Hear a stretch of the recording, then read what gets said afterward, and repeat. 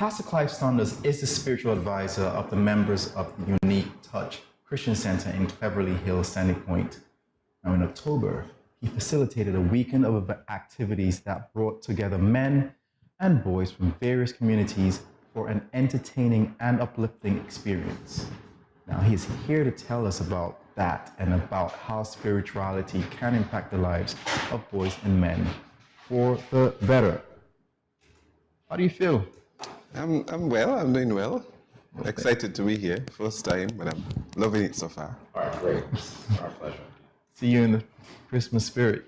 Yes, I am. So what do you believe are the greatest challenges that men face today? I believe the greatest challenges, one of them is men don't know who they are. We have a lot of men who they're just men, and our young people basically are looking for today. Is this something that you can see being groomed from boys, from a very early age? Should they be groomed to be these leaders from an early age? Is that something that you see? And also, is that something that isn't happening? Well, it's happening, but not to the extent that I would love to see it happen. I believe if we continue to be that example, then our young men will fall in line. Because there's a saying that says, example set, example follow. And I think that if we, be that example, of course, our young men will fall in line. All right, so let's talk about that a little bit. Can spirituality help men and boys deal with the challenges that we face as men and boys? Of course, spirituality speaks to beliefs and a value of purpose. And once we instill certain things within our young men, spiritually, because I'm sure that all of us could testify, growing up in church, Jamie, all of us could testify being in church and learning certain things, learning certain values, people talking to us about our purpose, activate our purpose, and it really helped us to be on the street and now. And so I'm saying that if we can put spirituality, at the top of the table and really teach our boys, give certain beliefs and activate their purpose, then society will be a better place. So that intentional effort came from you with the activities you did for the men and boys. What motivated you to do that? I believe that in spite of, you hear so much about boys and men not doing much, there's quite a bit of men and boys who are doing good things. And so at our church, we wanted to highlight the good, because so many times we talk about the negative and we talk about boys and men, but a lot of people out there doing other positive things. And so we came up with the men group from our church came up with this idea that we're going to have this conference, we're going to call it Boys of Super Standards. And what we're going to do, we're going to invite all the schools from Brunty Welch Primary School, that's in Boyd's, right up to Sadler's High School, all the schools between that area. And we asked the schools to send representative boys. And we also asked the school to, give us some names of the boys who are going to be there, who we actually can award. They came not knowing that they would have been awarded. And for simple things like being helpful, being kind, we didn't focus too much on the academics, because sometimes we focus a lot on the academics and we forget the little things like, there's a little boy in the school who, when you ask to clean, he's always in the forefront and willing and ready to go. And so these are the little things that we wanted to highlight. Those involved with sports, those that have special skills, these are the things that, and so that morning, that Sunday when we really honored them was a really, really good thing, to see. You should have seen the smiles on the faces and so forth. But before we got to the Sunday, we actually had two sessions. We had the Friday, we had a session on budgeting, because we find that a lot of our young people in general, just don't understand budgeting. They get money and it just disappears. And so we had Shane Warner, who came in and spoke to the boys about budgeting, the importance of saving, and just get up and spend all you have. But he kind of linked it to the COVID situation where we were placed in a place where you just had to have it. If you don't have it, then you have a problem. And so we did with that. That was a very good session. And then the Saturday we look at sports. Boys into sports. And so we had different you know, guys who involved with sports like Lonzo Wilkinson, who is into track and field. We had Shane Jeffords, who's into cricket. We had Kenny Douglas, Ambassador Kenny Douglas, into football. And, you know, we had a number of sport people, and we had a discussion. We talked about the benefits of being a part of, you know, sports, what sports can do for you on the local scene and internationally. And, you know, these are the things that really, you know, kind of motivated and kind of helped to build up our boys. And of course, we did all of that because you can't just pull boys into sessions like these with just having these, like, just have come into a session. You have to mix it with fun. And so we had, the church was set up like with traditional games, you know, the normal sneak and ladder that we play, dominoes, and then you had a whole section where we actually had like PlayStations, televisions for those who more inclined to that. And so before we actually started the sessions, the boys were occupied doing that.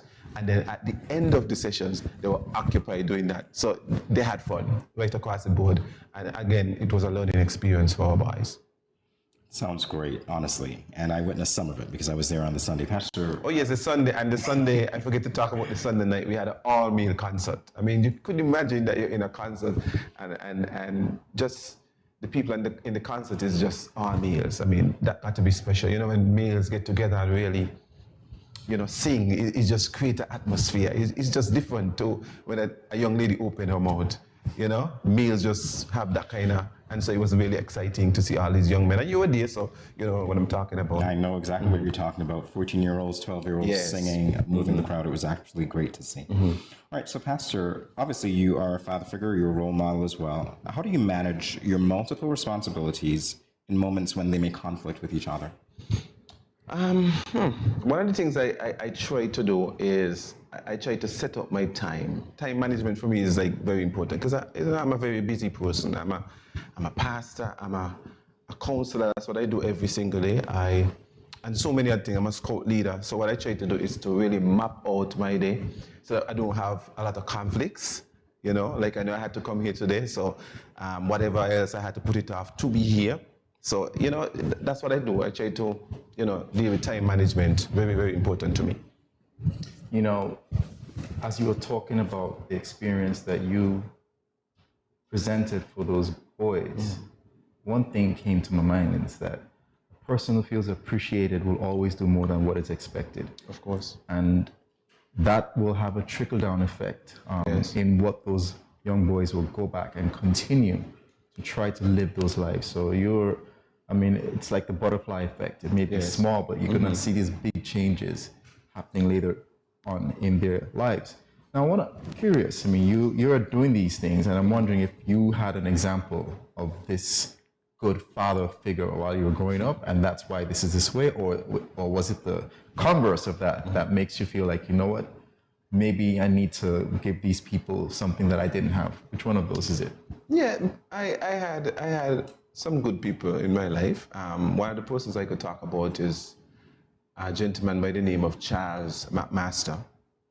He was a great scout leader from Newtown, and when I was much younger and I wanted to start a scout group in Sandy Point, you know, I had to tap into him, and he taught me so much, you know, indeed with young people. So creative, and that kind of helped me a lot. The other person that I really looked up to is Mr. Hodge, Vincent Hodge, the former permanent secretary.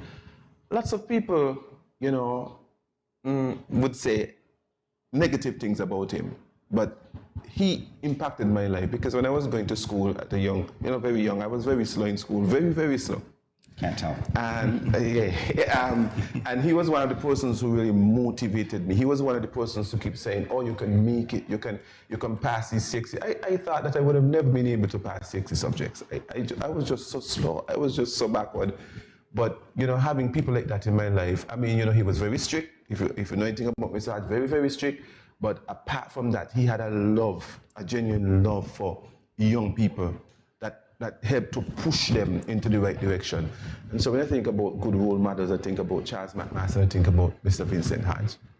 Well, in our final moments, both great names, by the way. One I know personally, so I can attest to what you've said. If you had one wish this International Men's Day, what would that be? I would wish that men would rise up to their responsibility. You know, just get into what they were created to do. That would be my wish, you know, because I believe if we rise up, if we take our responsibility serious, then we'll become some very powerful people on this earth. I mean, think about a father looking after a son and doing all that he can do to make sure that his son is successful and grow up in the right way. Think about the kind of impact that that could have on that particular son. And that would be my wish. Just rise up and you know, play your part. Be responsible. You know, be that example, that role model that we're looking for.